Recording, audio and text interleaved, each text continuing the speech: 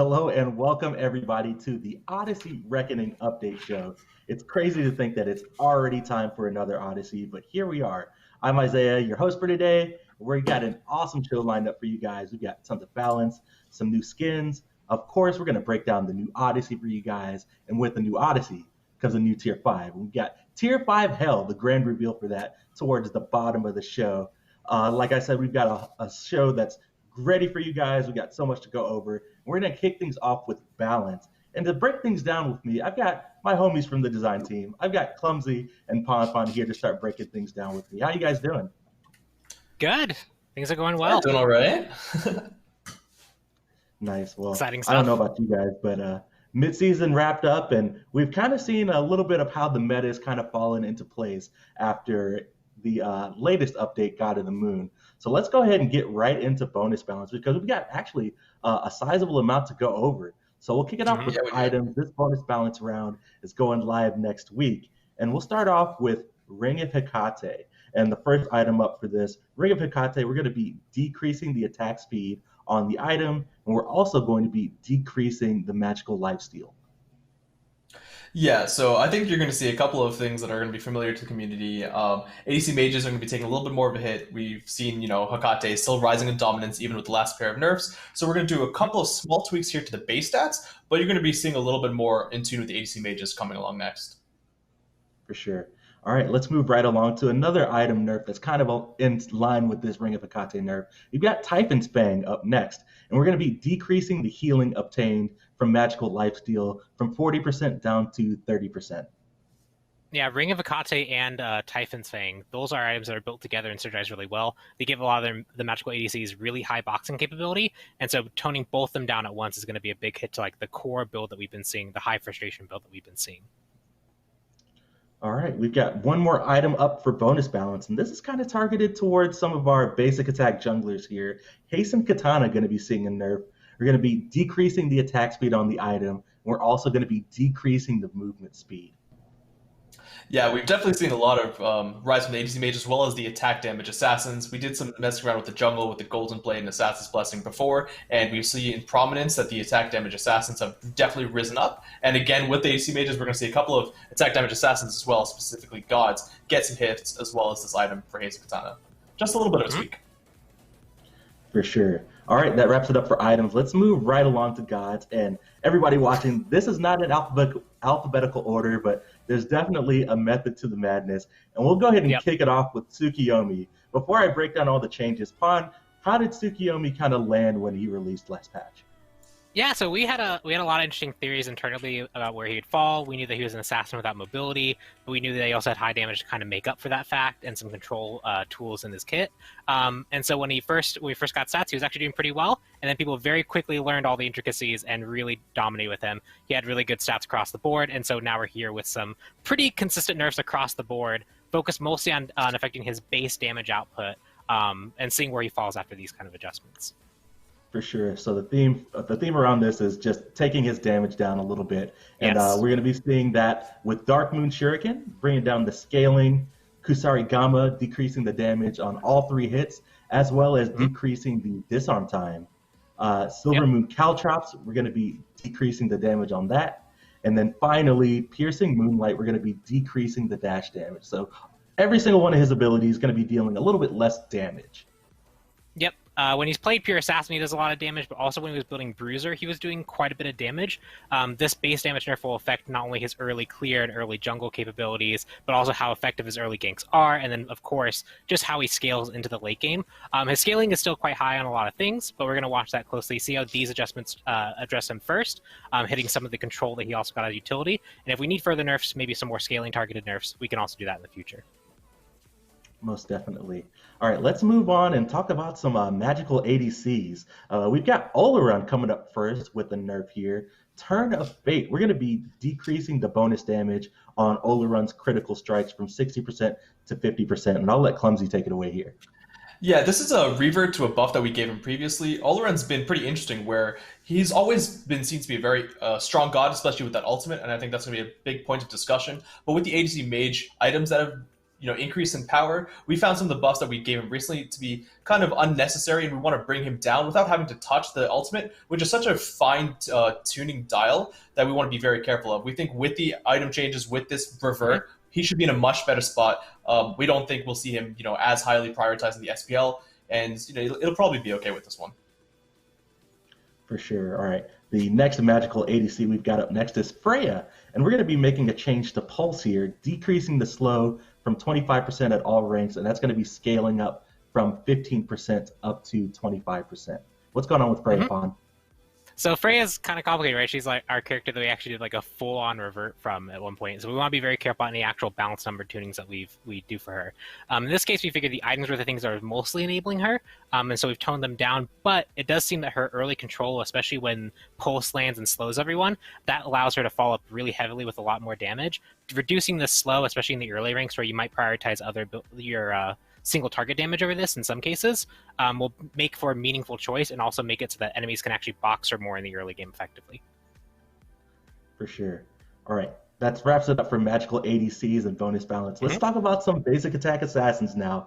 Bakasura is going to be up first, and we're making a change to Insatiable Hunger, decreasing the attack speed and movement speed per stack on that, and then also decreasing the slow duration on Regurgitate. Yeah, so whenever we do jungle changes, Bakasura and the one coming up are always ones, or one of the gods that, just fluctuate really highly depending on what we do for them.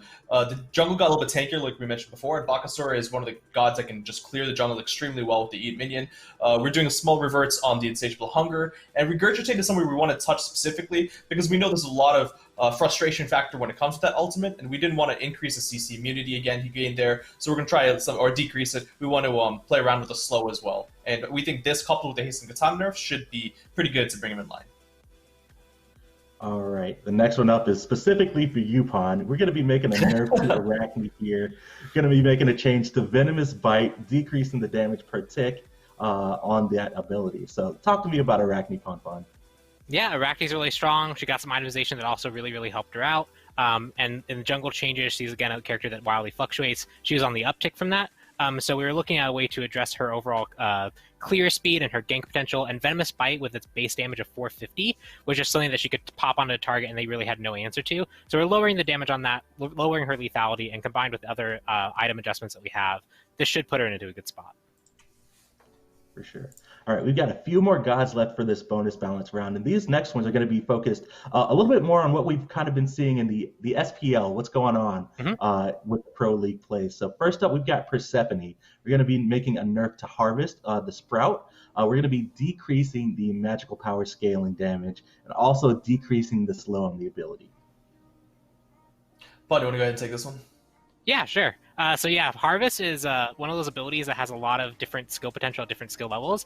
At the very top end, Sprout, the one that explodes, is actually the most commonly used because players know how to juke around the kind of targeted plant. So you see a lot of skillful usage of this ability, but it is a very consistent, very easy to confirm, hard to play around type of ability when she has her whole field out. And so Harvest being reduced on both the damage output scaling and the slow will make her less safe, let her deal less damage, especially in like the late game, and should take a little bit of the edge off, allowing other mages to really kind of come into the slot and compete with her for picks and bans. For sure. All right, next up we've got Amu Tarasu, another highly contested pick so far in this phase. We're going to be making a change to Heavenly Reflection, decreasing the damage on the ability from 70 to 210. That's going down to 70 to 190. Yeah, and that's going to be specifically a change catered towards the late game. Amu Tarasu's early game, we've seen, fluctuate a little bit. We think she's in a really good spot with that mirror damage so that with whether it's casuals or the SPL, she can now compete in the early game where before it might have been a little bit harder. And to the late game where that damage does go pretty high, the multiplier on the nerf that we're doing here is also going to affect the full damage of the mirror, and that should hit even more heavily into the late game. So I think just the small changes here will help make sure Amu Tarasu is not too overwhelming. All right, next up, we've got Cthulhu here. Descend into Madness, the ultimate ability. We're making a change here. We're going to be decreasing the duration that he is in his form from 12 to 16 seconds, and that's going down to 10 seconds to 14 seconds. So minus 2 seconds at all ranks there. Yeah, if you've ever been in the dual lane or the soul lane, and Cthulhu hits level 5 and gets to just kind of wail on you for a while, the extra 2 seconds off means that he's going to be losing out on like a claw or two, maybe an extra of the knock-up ability. And so this is just going to take some of that edge off the ultimate, make it so enemies have a bit more counterplay around it, lower time dealing with the effects of this kind of descending to madness. Yep. All right. And we've got one more Guardian left up for bonus balance. Our last god here that we're changing next week is Yamoja. We're going to be making a change to Bouncing Bubble, decreasing the damage, and also decreasing the slow duration for when it hits an enemy. Yeah, so Yamoja is also an interesting one. Obviously, her not having mana really affects the way she starts playing the game, and we talked to a lot of different pro players and casual players. She's actually not doing that well in the casual scene, like, at all. I believe she's sub 50 by a pretty good margin. But in the SPL, she's pretty much 100% pick ban, and that's where we have to be very careful. We expect those nerfs to be, pretty big hit to casuals, but I think that they've been kind of vocal recently, in the past few months to make sure that she is still pretty strong. The decreased damage we think is going to hit the SPL pretty heavily, the competitive players, where she's not going to be able to clear waves with the Hunter, just like, at level 1 and 2, where she has access to so many abilities. So these are going to be some pretty big damage nerfs, as well as the slow to help, those competitive players set up for the next abilities and their partners. So hopefully this will be okay, and the casual players won't suffer too much from it. For sure. We'll see where she lands next week when these nerfs go live. So that wraps it up for bonus balance that's going live next week. But we also got a few skins that we want to show off that are going to become available next Tuesday. We'll start it off with the New Moon event. That's the event that's going on right now. We've got a ton of bundles, ton of awesome skins. And the final bundle in the New Moon event is going to be going live next week. And the first skin that we kind of want to highlight from Bundle 4 of the event is Shadow Weaver Neath. And I believe we've got the card art ready that we'll show off. And this one's looking super sick. What do you think about it, guys? All the skins in like this theme are just so cool. Every single one has they're very similar, but then they have their own take and flavor that just is so cool. Also, what is this creature in the back of that card art? That was terrifying. I know. Yeah, it's not even like a horror game. I definitely love these. And I believe we've got a voice pack line ready for you guys, so let's go ahead and take a listen.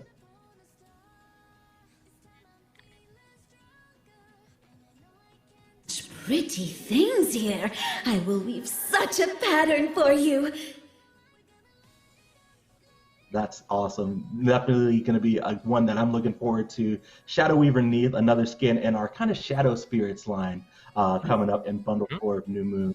And the other skin that's coming up in Bundle 4 of the New Moon event is Unbroken Osiris. And this one is super crucial in that torture thing. Look at that helmet. Clumsy, what do you think about this one? I love just looking at the different armor pieces and kind of, whether it's the card art or in game, you can see something new each time. It's really ornate, and I think that's really intricate and interesting. Definitely. And as we go into into the turnaround video and take a look at the model, you guys will definitely see some of the more details on the weapons and stuff. And I definitely don't want to go against that guy in lane.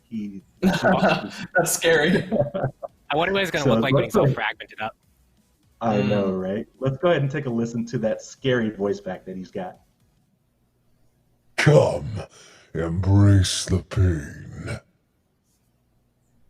He is definitely ready to box in solo lane. Like I said, I do not want to go up against him. But that wraps it up for the New Moon event. That's the final bundle that's going to be available in the event. And I just want to take a moment to remind you guys that if you guys get all 4 bundles in the New Moon event, you'll be able to unlock that unlimited Angelic Archon Yamoja that we revealed on the last update show. It's a super sick skin. The effects on it are really cool. If you guys missed out, I know there was a lot of feedback on the initial model. We made some changes to that. It definitely looks super awesome in game. Shout outs to the art team for being able to bring that out to you guys. So next up, we've got the Dreamweaver chest that is coming out for you guys. And the skin in this chest is going to be Dreamweaver Ganesh. And this one is, I didn't know how to feel about it at first. It's kind of I don't know if is he supposed to scare me or is he supposed to be peaceful? But he's definitely from an otherworldly plane. What do you guys think about this one? Yeah, this is it's a very interesting take on a forest kind of guardian spirit type creature. It's really hard to place him, but man, I love the different takes on everything with Ganesh. Definitely. Oh, that dagger's the pink cool. and teal look really cool, and I love the weapons that he's got. Yeah, the color scheme is pretty awesome. Yeah. Let's go ahead and take a listen to the voice pack for Dreamweaver Ganesh. Through peace we will bring balance. Through balance we achieve victory. So he doesn't he's probably seem super spooky there. I think he's friendly there. All right, so the last skin that we've got coming up in the bonus update for you guys is Interstellar Oleron. And I got to give a shout out to my man Kalani, who works on the team. The concept on this looks absolutely amazing. Was this a Kalani concept? Hell yeah. Yeah, this is a Kalani concept, and definitely want to give a shout out. Futuristic astronaut looks so dope. And it looks pretty awesome. On the helmet. Yep. The helmet and tail kind of pattern. You can see it. Yep. This one turned out super sick. I love the way that the helmet is not the traditional astronaut helmet. It's kind of super futuristic and pushes that sci-fi narrative. And this one's got a little bit of a backstory to it, and you guys might be able to figure out what's going on once we take a listen to the voice pack here. Allow me to enlighten you. So he's definitely got some ulterior motives there going on. That's kind of a little Easter egg for you guys. Once you hop into PCS, listen to some of those voice pack lines and see if you guys can come up with a story there. This one turned out really awesome. That wraps it up for the bonus update that's coming up for you guys next week, next Tuesday. Be on the lookout for Smite Game on release information for that. But we've also got some community news that we want to go over with you guys. If you guys haven't heard, you've been living under a rock, we've got the Avatar The Last Airbender Battle Pass with some amazing skins, and we definitely want to help you guys get through that prestige track. So this weekend, you'll be able to get 2 times battle points on every game played once you play the games this weekend. Pond Clumsy, how far are you guys in your battle pass? I'm actually pretty sure I'm completed. I got it all. Nice. Oh yeah, I mean, playing those games. Under the pressure, I'm absolutely pressing the button to get everything because I want it all right now. That's no playing around with that. Speaking of wanting it all right now, Dolson, I've been watching SPL, and Dolson just makes me want a Maxnomic Smite chair so bad. So we definitely want to get you guys in the know on that one. We've got partnered with Maxnomic on an official Smite chair, and if you order that chair, you'll actually get an exclusive ward in game of the chair that you can place down. I've seen it in game. It's super meta. So if you guys want to pick up that chair, you'll also be emailed the code for award in game. That way you can flex that you're sitting on the throne of the gods in your official Smite Maxnomic chair. Next you can place over 300 confirmed awards. I know, right? Next up, we've got an event that we want to let you guys know that's happening tomorrow right here on Twitch, on Smite Game. Tight Cupcake from the community team is actually putting on a charity stream to benefit One Up on Cancer called Sprinkle of Hope. It's going to be a lot of fun. You guys can see we've got 2 time slots that are going on from 10 to 2 and then again from 4 to 8. We're going to be hanging out, playing some games, running some Smite the Devs, hopefully not giving away some titles, but it's all in the name of charity and it's benefiting One Up on Cancer. So definitely give a shout out to Titan Cupcake on that one. She's been leading this one, and we're super excited for this charity event. Potter Clumsy, you guys playing it tomorrow in the charity event, or are you guys just going to be watching? Just going to be watching. I have a lot of stuff I got to take care of tomorrow, unfortunately. But maybe sometime I can deny some titles from some people. Speaking of watching on Twitch, we've got the SPL that's coming up this weekend. Like I said, phase 2 of the season has rolled off in full steam. Tons of awesome matches, a lot of upsets.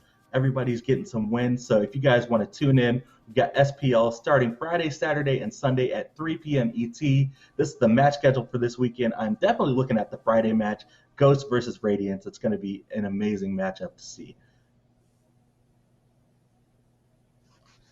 All right, so I think that wraps it up for community news. You guys ready to kind of head out and start talking about the major update 7.9 that's coming out in September? Yeah, there's a lot of really cool stuff in it.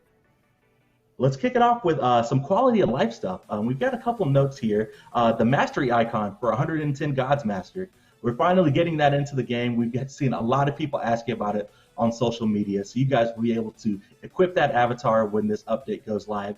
And we also fixed an issue to where not all players were able to equip their past mastery avatars. So if you mastered like 100 gods, like if you level it up, you wouldn't be able to equip that avatar. So you'll be able to flex your masteries no matter how many that you have coming up in the next update. And then we've got one more, and I'll kind of throw it to Pawn after I explain it. We're going to be allowing for in-combat pauses in ranked if we've got if the team has a player that's been disconnected. Pawn, talk to me a little bit about this change here. Yeah, so we have pausing, and generally it cares about whether you're in combat or not, so people can't abuse it for combat situations. But if a player is disconnected, that's generally a case where, no, we should really try and pause right now. Teams have to sacrifice quite a bit to get out of combat. Just let them pause, let the person reconnect. Just a nice quality of life improvement for players playing ranked. Outside of disconnects, it'll still function exactly as it has. Cool, for sure. All right, let's get right into balance here. And we're going to kick it off with Conquest. The Centaur ability rework in the jungle. This is the speed buff. We're going to be doing a rework to his ability. We renamed the ability to Charge Thrust, and the buff holder is now going to be doing a charge as its fourth attack. And we're going to be decreasing the range and decreasing the ability windup on it. Mm-hmm. Yeah, we got some feedback around that when you're trying to pull the camp out to the edge of the area, you'd often stop and do this attack, so we put it further in the chain. The range is a little bit shorter, but it's a little bit faster. Often it was very easy to juke for junglers who were trying to juke it, and so it's going to be a little bit more challenging. Just reduce some of the frustration around fighting it, as well as make it a bit more challenging to fight directly. Cool. All right, let's move on right into items. And right at the top, we've got a couple of interesting items that are getting some pretty significant changes, like almost rework level changes here to a couple items. Let's start off with Serrated Edge. We're going to be doing a shift here, increasing the cost, decreasing the physical power, but adjusting the passive. For every non-ultimate ability on cooldown, you gain a stack of Cruelty. Each stack provides 10 basic attack power and 3% lifesteal. Who wants to talk to me about Serrated Edge? I can take a stab at this one. Yeah, go for it. So Serrated Edge is kind of the assassin 20% pen item. It has a very unique passive caring about ability cooldowns, but it required all three to be on cooldown, which made it very limited on what gods could do it. Some of them are like can't really utilize it that effectively. Some have a very hard time or have very low cooldowns, so it's very hard to keep uptime on this. And so it made only certain gods really able to use this.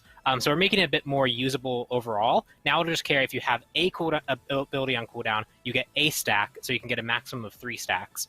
Which means other assassins can now use this. But because now it's just universally stronger, you're going to have more uptime on this type of buff. We had to do some adjustments to its item stat cost, its power, as well as the amount of stats provided. So it's a weaker item overall when it's fully online and fully functional, but you also have that extra flexibility now where you can use it. So this should put it into a more usable spot, make it not so just basically only Arachne was the character that was using this. Yeah, I'm definitely interested to see what other kind of junglers pick this up after the changes that go live. Next up, for another item that's getting a pretty significant shift, you've got Heidi the Nemean Lion, and we're making a change to the passive. The new passive is going to be every 15 seconds, you gain a block stack for every 100 total protections from items that you have, preventing the next basic attack from damaging you, and the stack lasts, it can only stack up to 3 times. Yeah, so we think this is, the Reflect change going to block stacks has been really popular amongst a lot of the users. SMITE's players have definitely been talking about it. But the problem with the Nemean line in its previous iteration, or its current one, is that a lot more people than we intended were picking it up. We were seeing it in a variety of cases. Assassins were picking it up while diving on the hunters, or mages were picking it up to kind of deny the assassins from jumping onto them.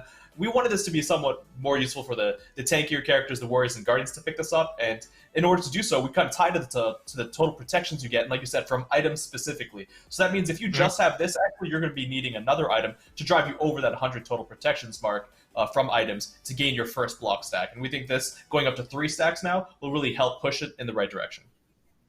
Yep, the tankier you are, the better it is. Yep. Exactly. So build those protections to get those block stacks. Speaking of blocking some basic attacks, let's talk about some bows that are getting some buffs here. We'll kick it off with Charged Bow, and we're going to be, it now has bonus damage that's 30% of your physical scaling here. What's going on with the bows? Yep. So in the OD bow has a scaling component to it, but the tier 2 version of it does not, which meant the tier 2 item felt very underwhelming. If you were building into it, it was really just a not useful item until you actually got it all the way upgraded to Odysseus's bow. So we're giving it some scaling, so building into that kind of build path is a bit more easy. You can back and buy this and feel pretty good about it rather than upgrading straight directly to Odysseus's bow. All right, next up we've got Ichabo, and that's an item I feel like I haven't said in a long time. We're going to be increasing the buff and debuff duration from 3 to 5 seconds, and then we're also making a fix, adjusting some text here to this and Ring of Picati to better match the wording for the same effects that they provide. Yeah, so the strength of Ring of Hecate definitely brought the comparative question to the Hunter item that's very similar, which is Ichabo. We know a lot of people wanted to see some crazy buffs to Ichabo instead of just nerfing Ring of Hecate. We didn't think adding lifesteal to Ichabo was probably the right route, so we decided to go for some small nerfs for Ring of Hecate. And then we noticed that Ichabo had a 3-second buff time while Hecate had 5. We decided to bring that in line to at least give you the same kind of boxing potential for the same duration. Cool. All right, let's move on to some mage items now. Karan's coin up first. We're going to be decreasing the cost on the item, adding 7 HP 5, and then for the evolved version, we're going to be increasing the HP 5 and the NP 5 on the item. Yeah, at this point we have a lot of data on like usage rate and how good these magical pen items are. And Karen's coin, which was really picked up at the start, has fallen out of favor. People really aren't utilizing it anymore. Overall, it was just underwhelming. So we're reducing its cost to make it easier to build into and giving it a little bit of extra flavor. It now has a little bit of HP 5 to start out to give you some extra sustain, and the evolved form actually gets more intense. So evolving it is more worthwhile. Definitely. This was one of my favorite items when the season launched, so I'm excited to start picking it back up again. One goal every time. There we go. We've got Doom Orb up next. We're going to be decreasing the cost from 3,000 down to 2,850. Yeah, Doom Orb as well as one of those items that we did a lot of changes to, and while it's still pretty strong, we think the cost is pretty prohibitive, so we're going to be decreasing the cost slightly and go from there. We think it's going to be pretty good in this iteration.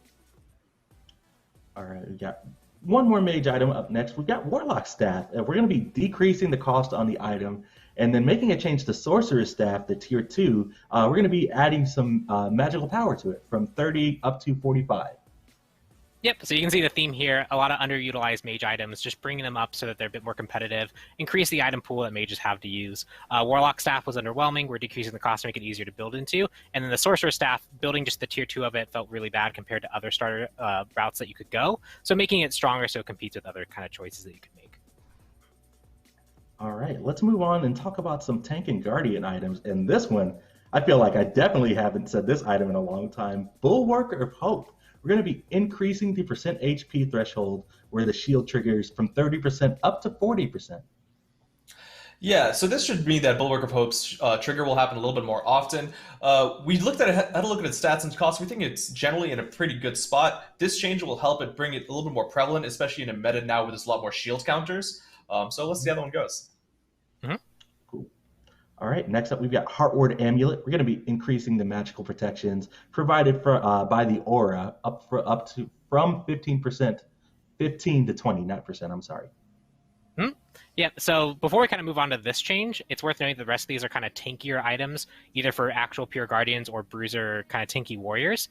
And there's one I'm not on here, which is the sledge. I know a lot of people are building sledge a lot, probably expect it to be a little bit too strong and expect kind of a nerf for it, but we're not doing that right now. We think that warriors actually kind of rely on its core strength. So rather than adjust it right now, we want to bring up other options so that there's more opportunities for warriors to build different things. And then we can look at sledge adjustments just to make sure that warriors aren't just being taken down too early, give them some more options, and then address sledge more directly. So Heartwood Amulet on that list, it just felt underwhelming compared to Sovereignty.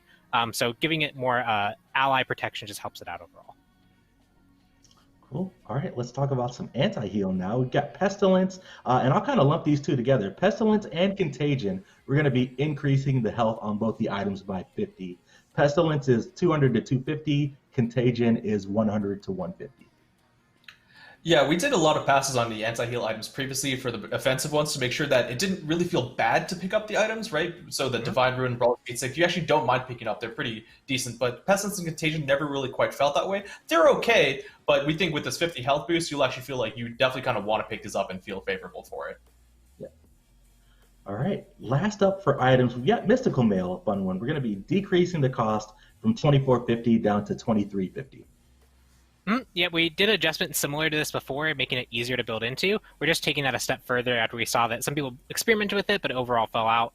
It probably needs to be brought down a little bit more. So we'll see where that kind of fits into warrior builds after this kind of change.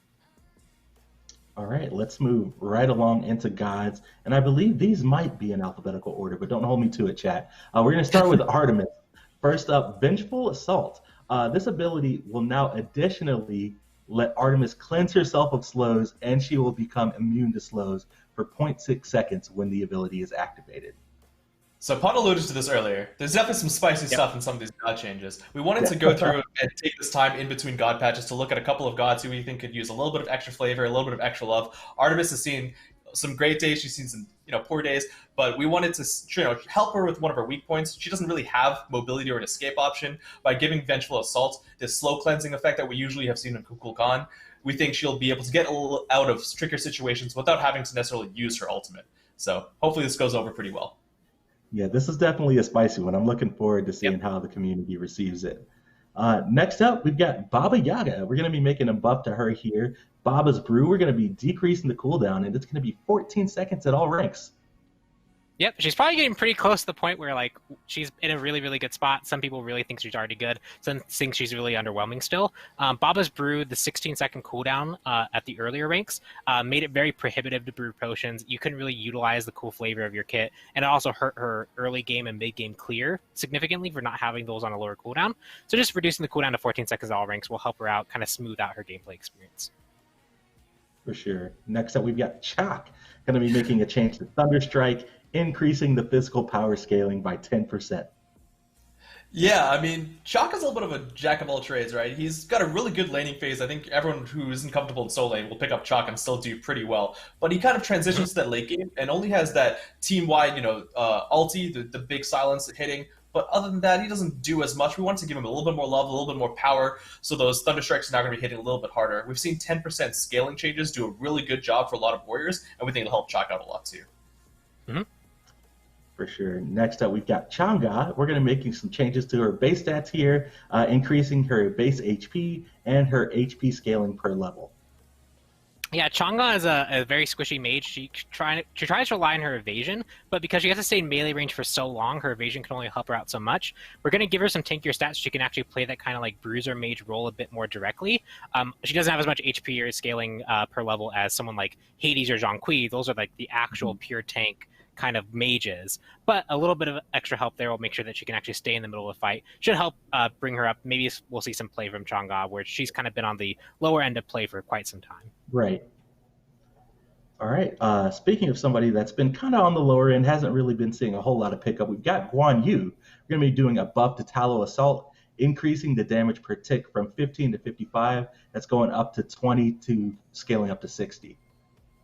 Yeah, we wanted to be very careful with Guan Yu changes. We've seen it be pretty strong. We did a lot of changes with his passive. Tallow Assault on paper does a lot of damage, but it's also got a short range and it's not really the easiest to use. The long channel time for its damage means it's also pretty easily interruptible. So by increasing the damage just a little bit, we think that the effectiveness you'll be getting out of it in lane will be a lot higher. So hopefully that's the case for you guys. Definitely. All right, and I heard this one in the balance meeting, and I'm pretty excited about it. We've got Geb up next, making a change to Shockwave here, and we're going to be increasing the fall-off damage from 50% to 70% of the base damage of the ability.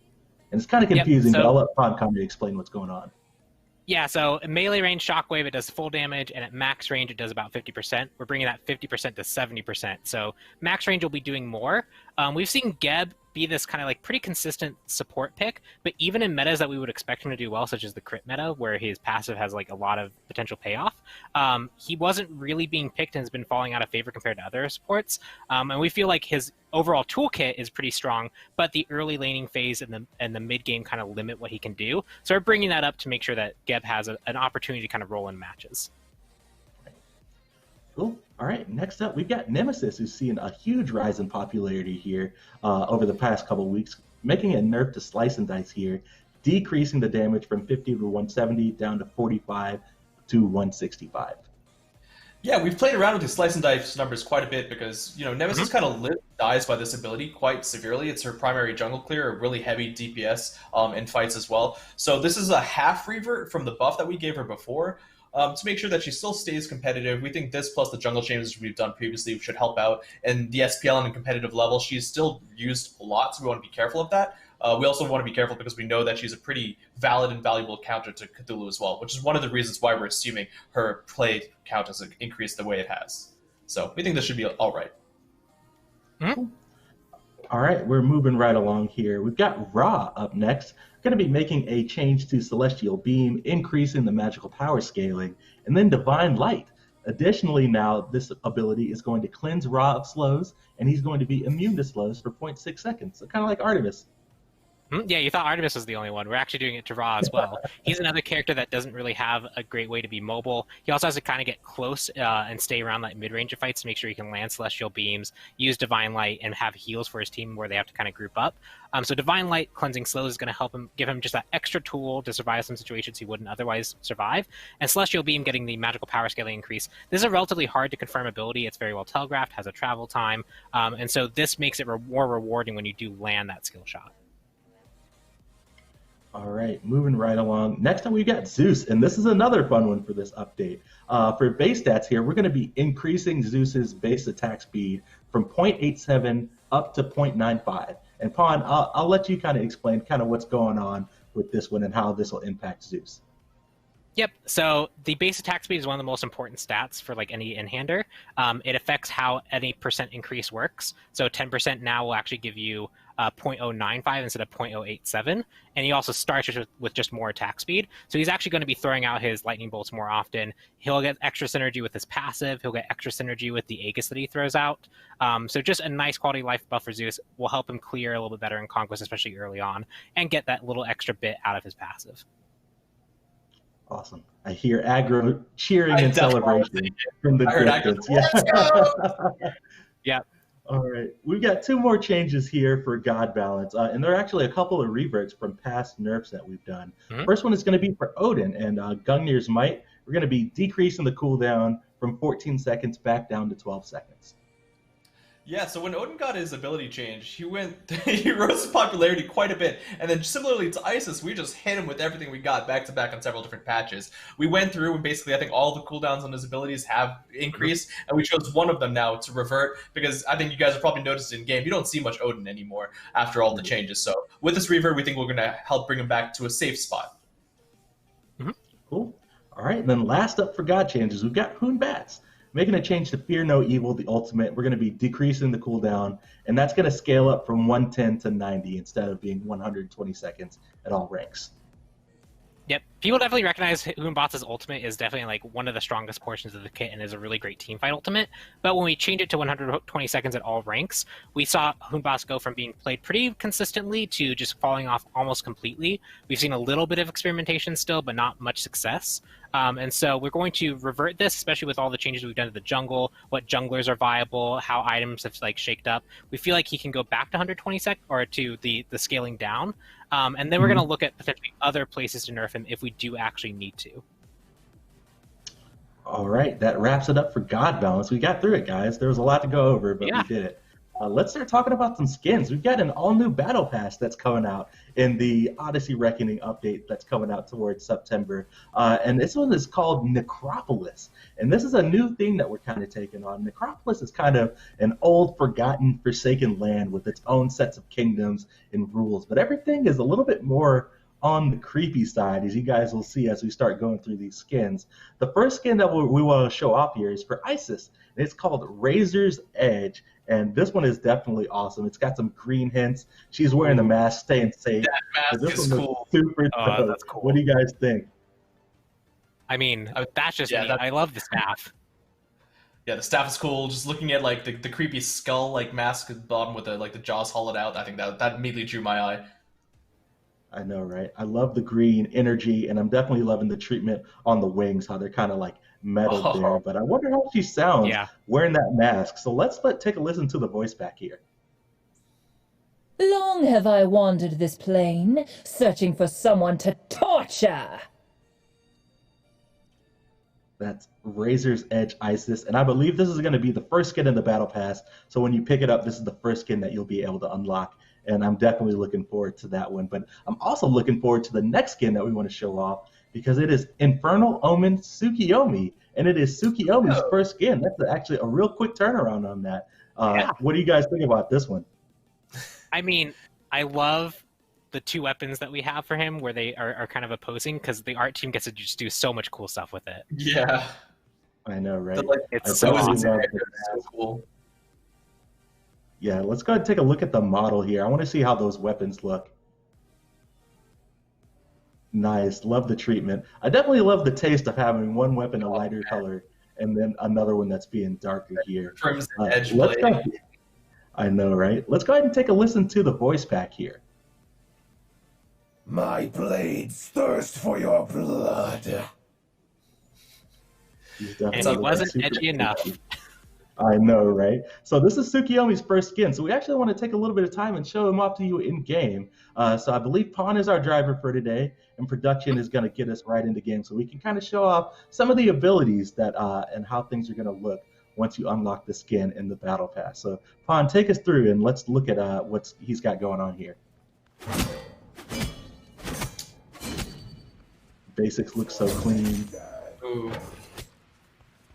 Love the dark. The red and black is classic. And the color scheme is just really good on him. I love how like it's got like the dark trails. You got the bright red, but still like the dark trails of black. Oh, those caltrops are definitely creepy. Yeah. I do not want to step on those. All right. Oh, nice. Got some dark light here.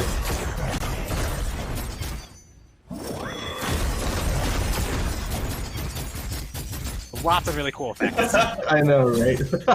Tons of cool effects. The art team definitely killed it on that one.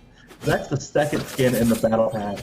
We're done in game here. We got a lot to cover, so we got to get through it. The next skin from the battle pass that we want to show off is actually our battle pass recolor for this one, and it's actually going to be Sinister Sentinel Athena, and this one is a recolor of a past Athena skin. I believe it's called Blight Guardian is what came out here.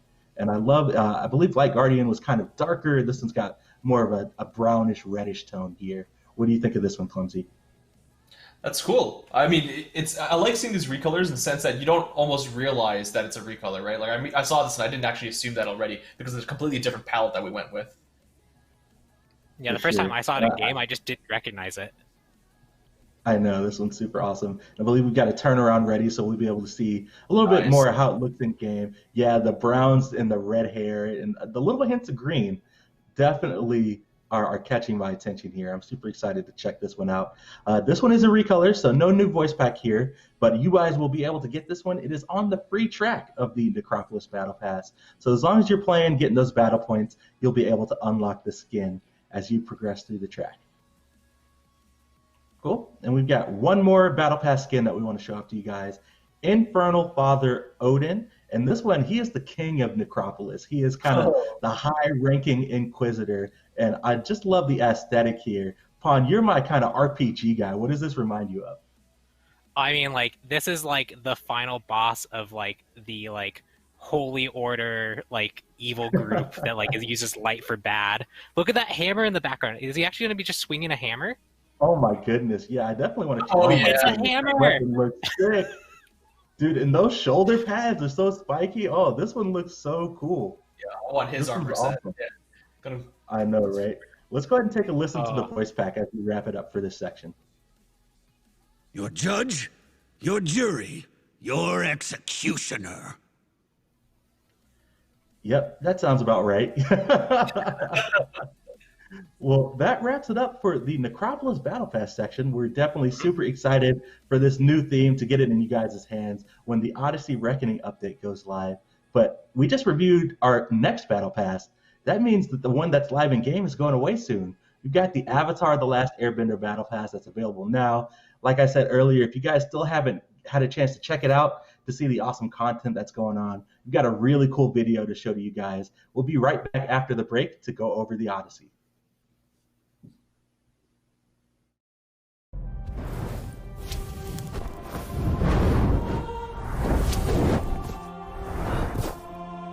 This world is in trouble. We can't let this happen. They need our help.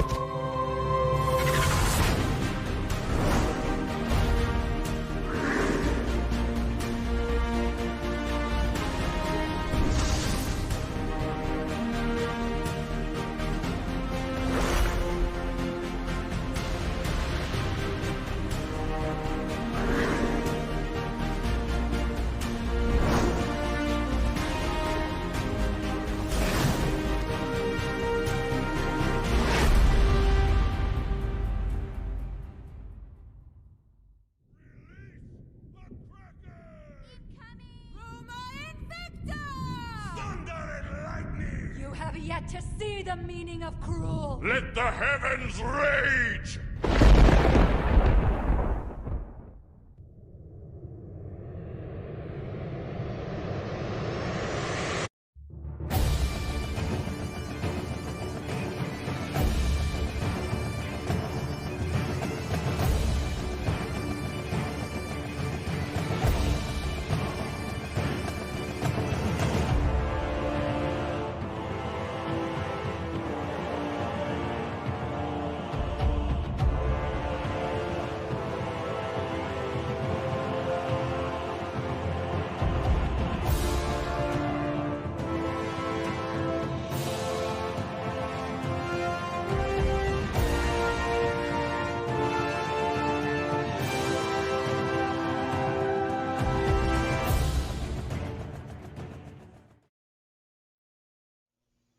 Welcome back, everybody. It is time to get into the Odyssey Reckoning, our final big event for the end of the year here. And this event is going to be absolutely huge. We've got a lot to talk about here. So I had to bring out the big guns for this section here. Going over the Odyssey with me today, I've got AJ and I've got Tina here on the show. How you guys doing? Hey, Isaiah. It's good. Glad to be here. Yeah, it's been a long time.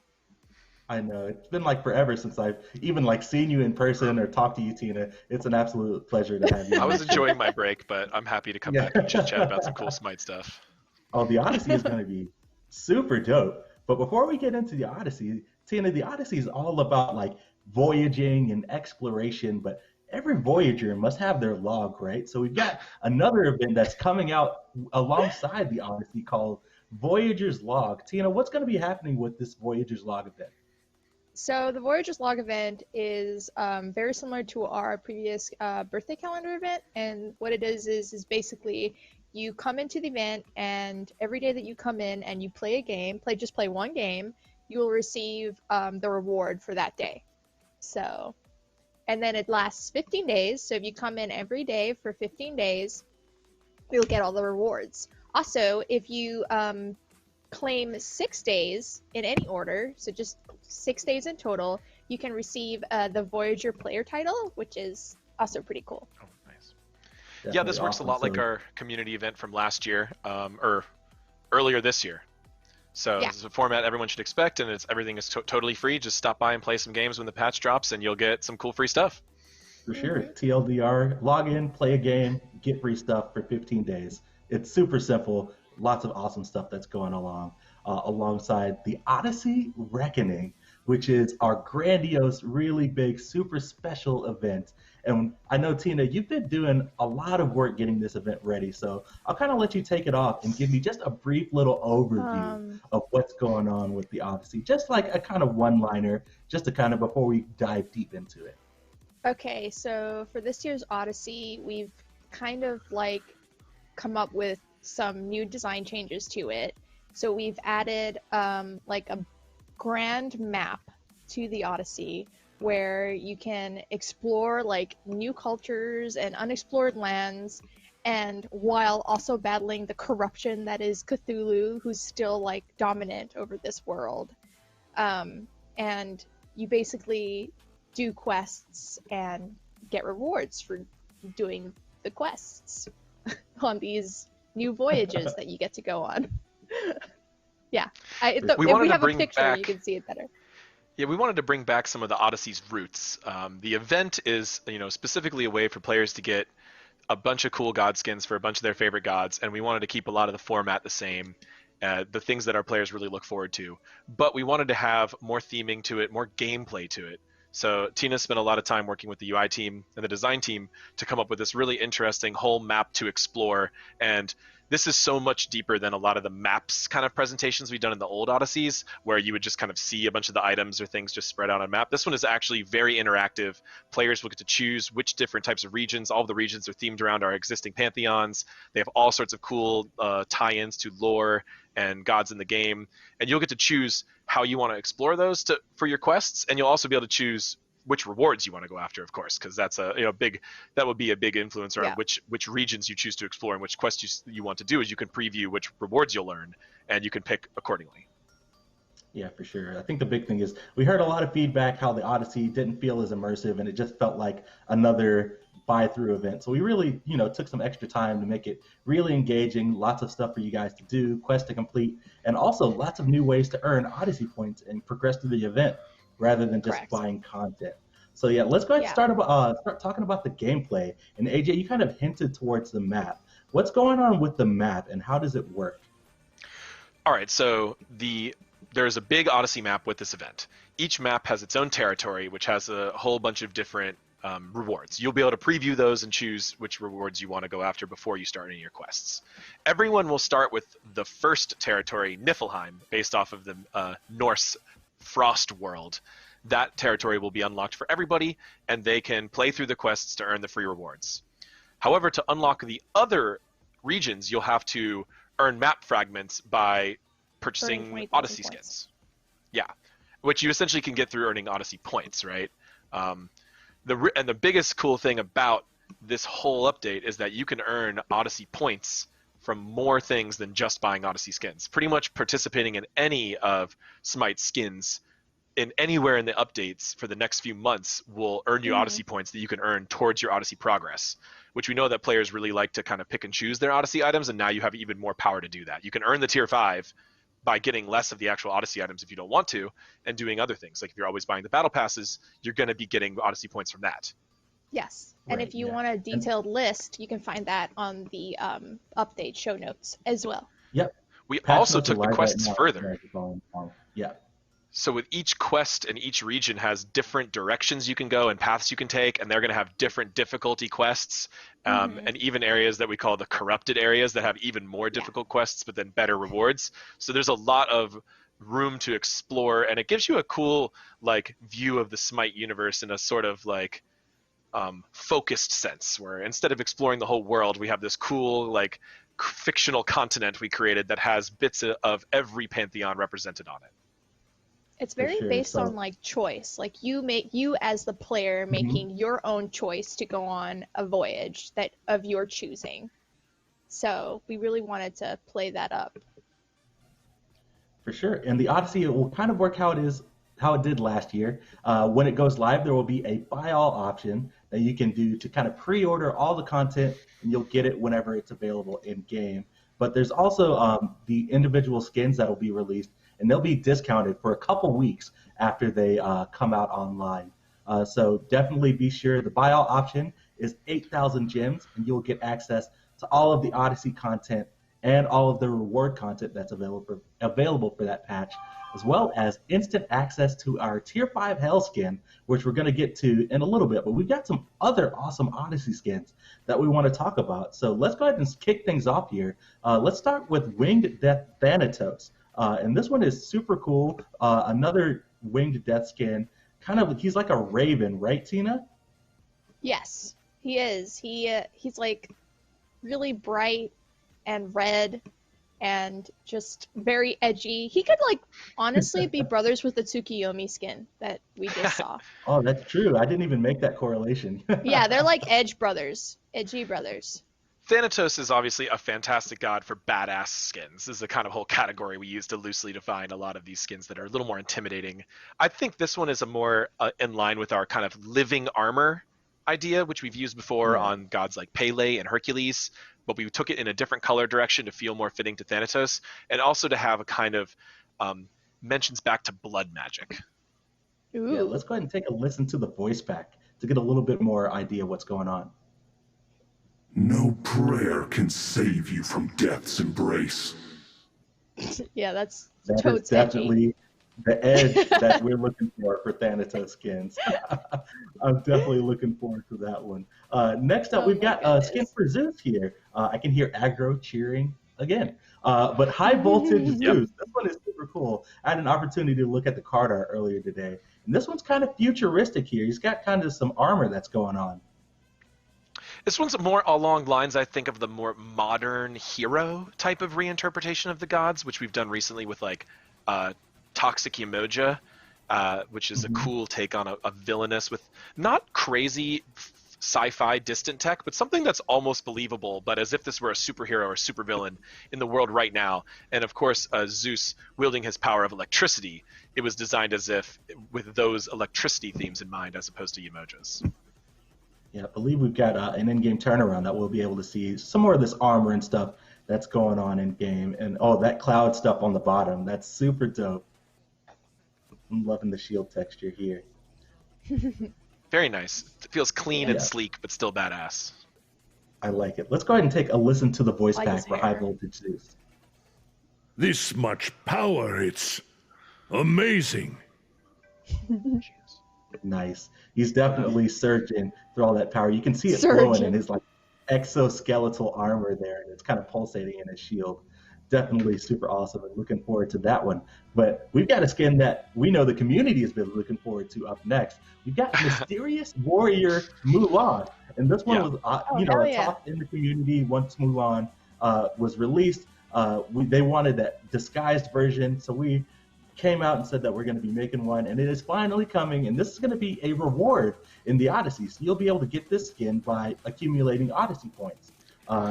Tina and AJ, what do you think about this one? So this one is the modified scarf over the face and the completely different breastplate changes that we did show as a part of a teaser from Mulan before we revealed her true identity.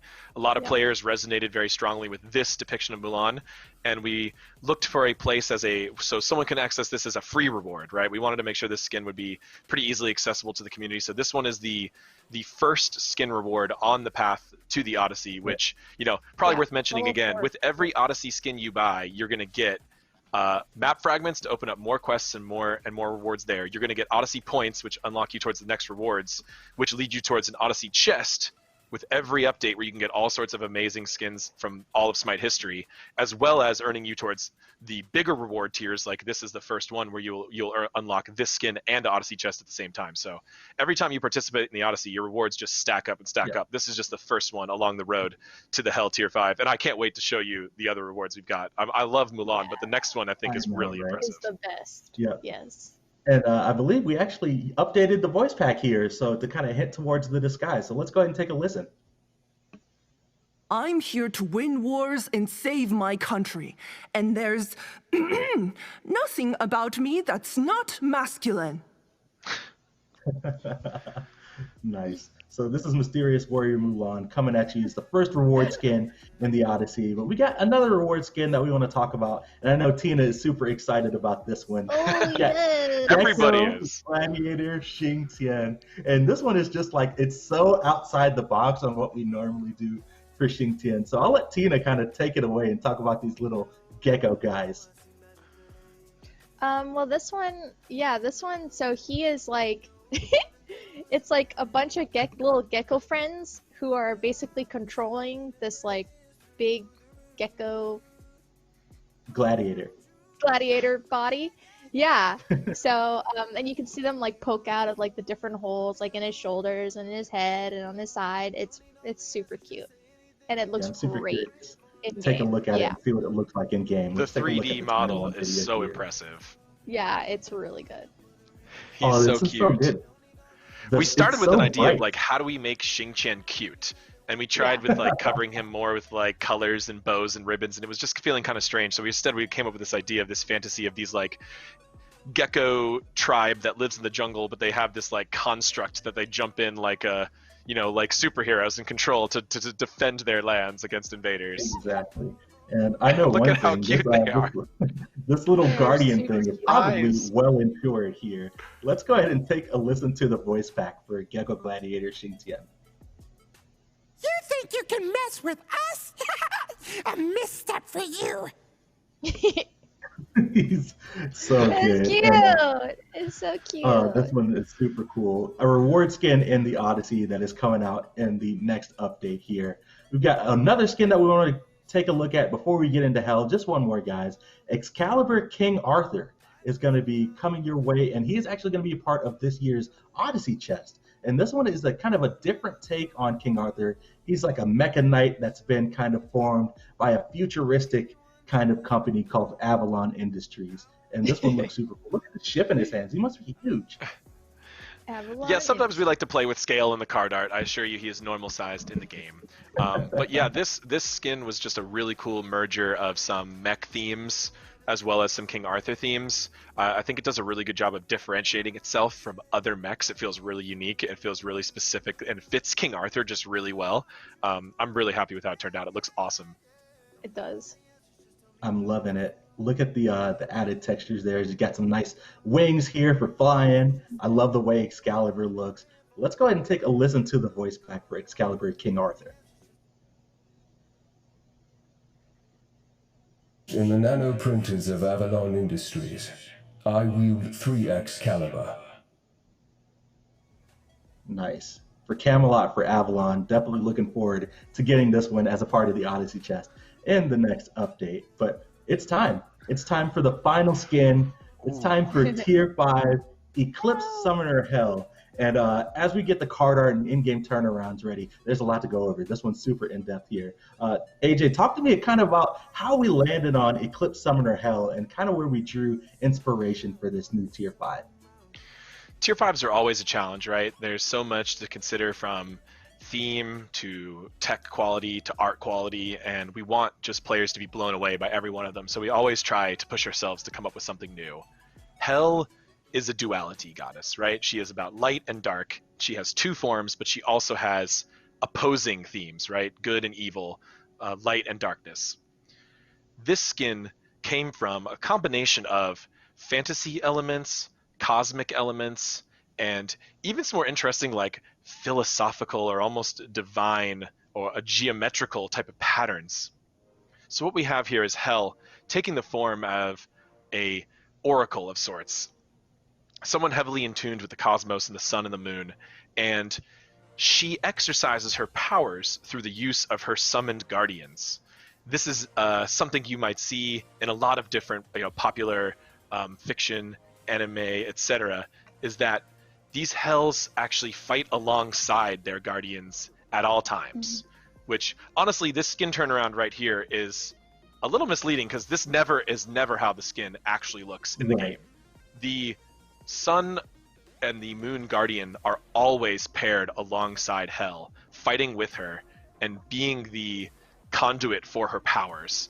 The lighter form, which is more slender, more designed like a mage, meant to be healing and regenerative and restorative, and the moon form, which is more intimidating and violent and uses Hell's dark stance ability to debuff and damage her opponents.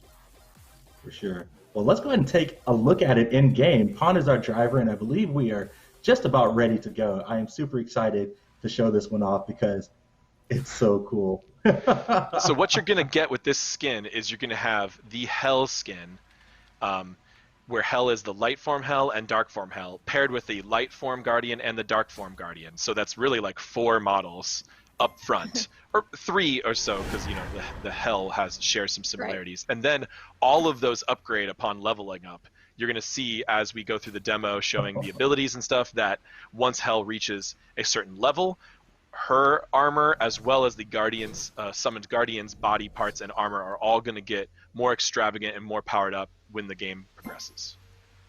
Yes, I believe it's at level 10, but let's go ahead and start going through some abilities, and we'll start off with the light side here. And as we go through it, Tina, you want to talk to me about kind of the personalities that come with each of the kind of the Guardians and Hell herself, because I know you did a lot of work on the voice pack. Yeah, so the light Hell, she's more of like a little bit reserved, but yet also like full of wisdom, and she also is commanding, like, but in a lighter way, not in a harsh way. And her Guardian is more like just obeys her, but also tries to help her and has feelings for her, like, because she is not only her master but also like a friend. And in the dark stance, she is more commanding in a sense that she is like more rough and rugged about it.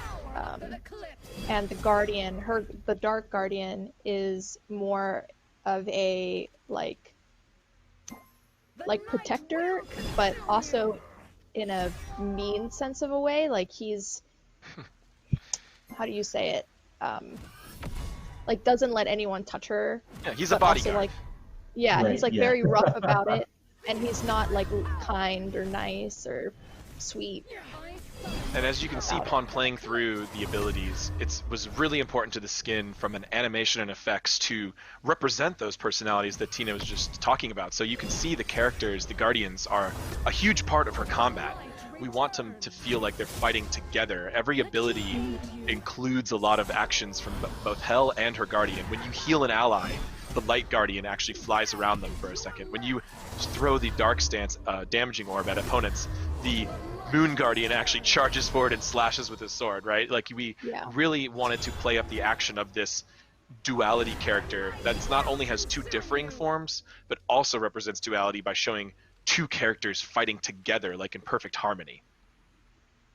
Yeah, they work together very well, and they talk to each other too. They communicate. So there's the upgrade where you can see the Moon Guardian added a lot of additional emissives and those extra moon symbols to his armor, as well as Hell's headdress and these glowing glyphs that float off of them.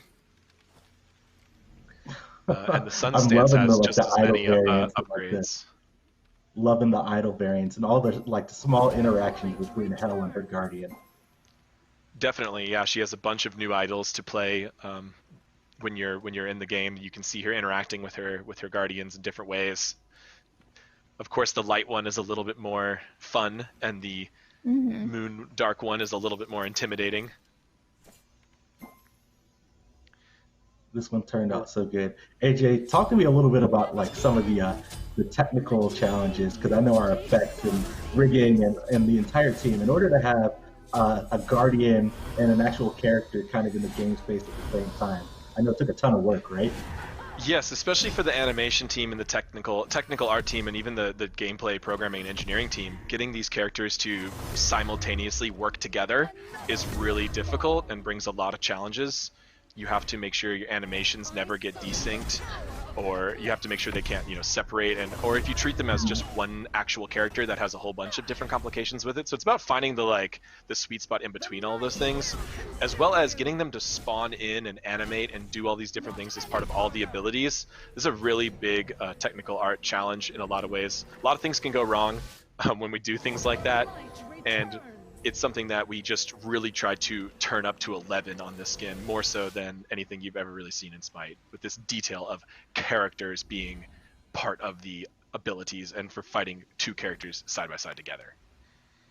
Most definitely, and it's Punk showing off new taunts and waves and claps, and you've got separate animation for the sun and the moon, and we've got a VXG to show off here too. Oh, I love that taunt where he's kind of showing the short and saying, "Hey, you don't mess with my summoner here."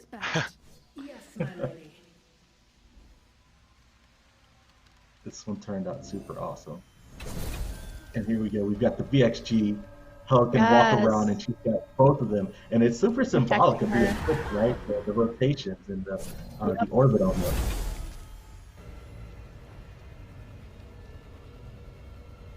So you can show off both your Guardians.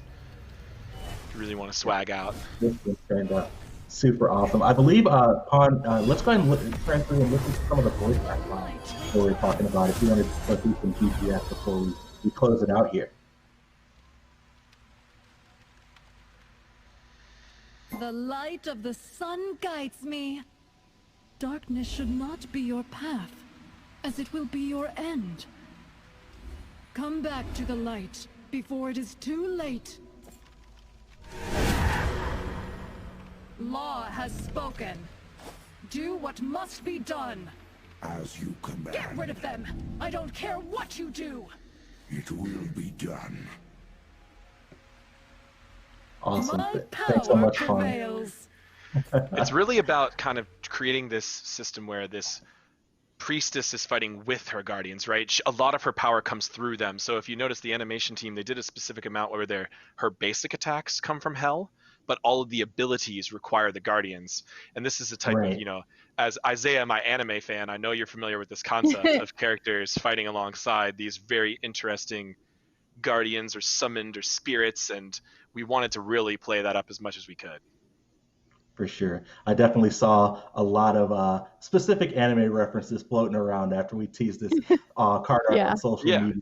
But we're super excited about Eclipse Summoner Hell. We're super excited for you guys to get a chance at our newest Tier 5. I believe PTS is targeted for Friday, so be sure to keep an eye out on Smite Games social media channels. Thanks so much, everybody, for watching the show.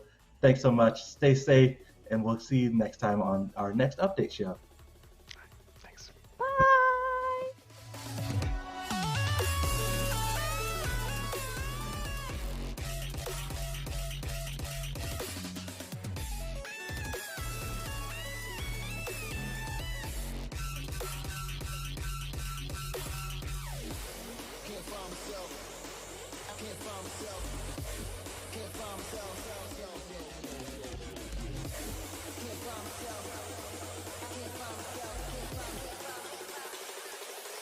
Can't find myself.